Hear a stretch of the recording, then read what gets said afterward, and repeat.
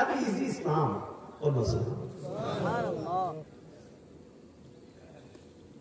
আপনার রাসূল বলেছেন সাহাবীদেরকে যে তোমরা কি অবাক হবে কেউ যদি দৈনিক 1000 নেকি তার আমলনামার মধ্যে সংগ্রহ করে? সাহাবারা অবাক, বলেন কি আল্লাহ রাসূল দৈনিক 1000 নেকি আমলনামায় এটা কিভাবে সম্ভব? আল্লাহ রাসূল বলেছেন তোমরা অবাক হচ্ছ কেন?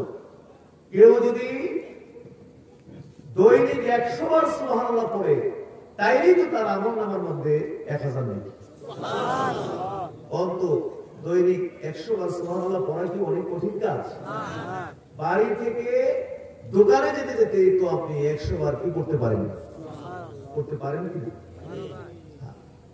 আল্লাহ রাসূল বলেছেন কেউ যদি কোরআনে কারীমের মধ্যে একটা হরফ পড়ে, কেউ কোরআন মাজিদ থেকে একটা হরফ পড়লো, তার আমলনামায় 10 নেকি।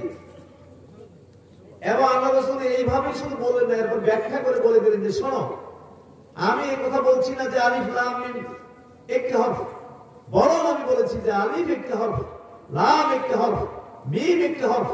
তার মানে আলিফ লাম মিম বলার সাথে সাথে আপনার আমলনামার মধ্যে 30 নেকি।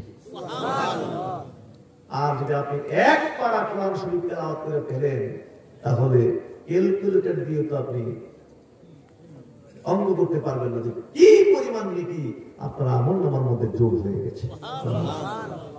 হাজরিন, দুঃখজনক আমরা মুসলিম হয়েছি, ইসলাম সম্পর্কে নলেজ নেই, যার জন্য প্রতিটি কাজ থেকে আমরা নেকি সংগ্রহ করতে পারতাম, না জানার কারণে কোটি কোটি নেকি আমাদের হাত ছাড়া হয়ে যাচ্ছে, যার কারণে মরার সময় 70-80 বছর হায়াত পাওয়ার পরও দেখা যাচ্ছে যে প্রায় খাইলা হাতে আমাদেরকে কবর যেতে হচ্ছে। আর যদি